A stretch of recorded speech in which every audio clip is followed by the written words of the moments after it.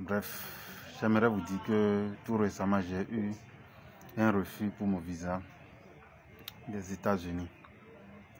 Là, pour cela, j'aimerais vous faire informer pour que vous sachiez se préparer pour les prochaines interviews. Je me présente en même temps, je suis béninois et je ne veux plus me présenter plus que ça. J'ai mon rendez-vous, c'était le mois d'octobre. C'était le mois d'octobre à 10 h. Et déjà, comment on l'appelle? Déjà à 9 h, je suis déjà là à l'ambassade. Et j'ai porté ma veste. Je me suis bien habillé. Comme je partais pour un visa touristique, c'est-à-dire un visa de business pour les affaires. J'étais bien habillé en costume. J'ai pris mon parfum, tout. Et avec mon véhicule était bien parti.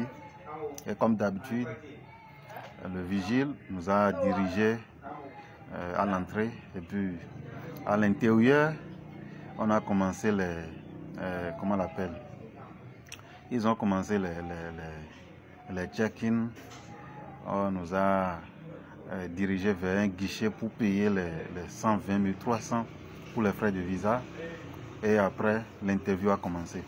Il y avait presque 40 ou bien 45 personnes bien avant moi. Et ça a été commencé ainsi.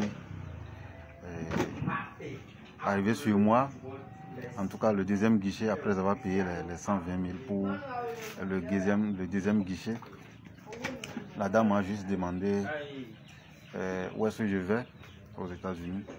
Je lui ai dit que je vais en Atlanta. Voilà, je vais en Atlanta, c'est l'état de Géorgie. Et je lui ai expliqué ça. Elle a dit il n'y a pas de souci. Elle m'a dit bonne chance. Et maintenant, le dernier interview consiste à me présenter, à expliquer clairement ce que je dois faire là-bas au niveau du troisième guichet. Voilà. Arrivé là-bas. Voilà, c'est la deuxième partie de ma vidéo, de mon interview du moins, la deuxième partie de mon entretien. Maintenant, à l'intérieur, il y avait plus de 45 personnes devant moi et les gens passaient. Je me rappelle que c'était juste une seule fille qui a eu son visa bien avant moi. Et maintenant, arrivé sur moi, la dame m'a demandé où est-ce que vous allez aux États-Unis. Et je lui ai dit clairement que je vais en Géorgie, dans l'État, comment dirais-je, dans la ville de l'Atlanta. Elle m'a dit, qu'est-ce que vous voulez faire aux États-Unis? Et je me suis présenté que je vais pour assister à une conférence et j'ai donné le nom de la conférence. Elle m'a demandé après où est-ce que vous voulez résider pour votre séjour. Je lui ai dit que j'ai fait une réservation d'hôtel et j'ai, comment l'appelle, comment dirais-je, j'ai la fiche avec moi. J'ai tiré tout et puis j'ai le document avec moi. Et elle m'a demandé combien de jours mon séjour aux États-Unis. Je lui ai dit 11 jours. Et elle m'a demandé si j'ai voyagé une fois. Et je lui ai dit oui, que j'ai visité les pays de sous-région. Mais à mon enfance, quand j'étais enfant, j'étais parti en France avec mes parents. Et puis je lui ai expliqué ainsi. Et après, elle m'a demandé ce que je fais actuellement au pays, c'est-à-dire dans mon pays. Et je lui ai dit que je suis homme d'affaires, je suis commerçant, je fais export-import et c'est comme ça. Elle m'a demandé si j'ai les moyens nécessaires pour assurer mon voyage. Et je lui ai dit oui, que j'ai fait l'économie sur mon compte bancaire et j'ai le relevé avec moi ici. Et elle m'a dit malheureusement, je ne peux pas vous accorder le visa, je vais réessayer plus tard. Je vous ai dit que quand elle m'a dit ça, j'ai failli couler les larmes.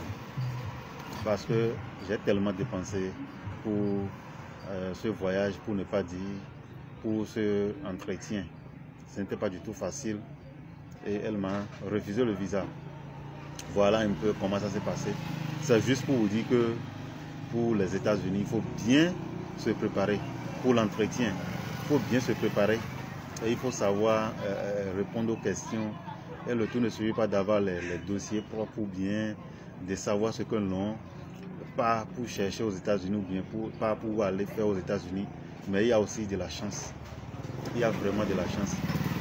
Mais après tout, quand je suis revenu, il y a un frère qui me disait que comme les élections sont déjà là et puis ils sont en pleine campagne et autres, que ça serait à cause de ça que le visa a été refusé. Bien avant ça, il y a beaucoup de personnes qui ont eu le refus. Je me rappelle même, il y avait un commissaire qui était même habillé en treillis devant moi. Et c'est lui juste avant moi. On lui a encore refusé le visa. Lui pas juste pour assister à un mariage de sa fille aux États-Unis. Mais malgré ça, comment dirais-je, l'ambassadeur, le consul a refusé le visa catégoriquement.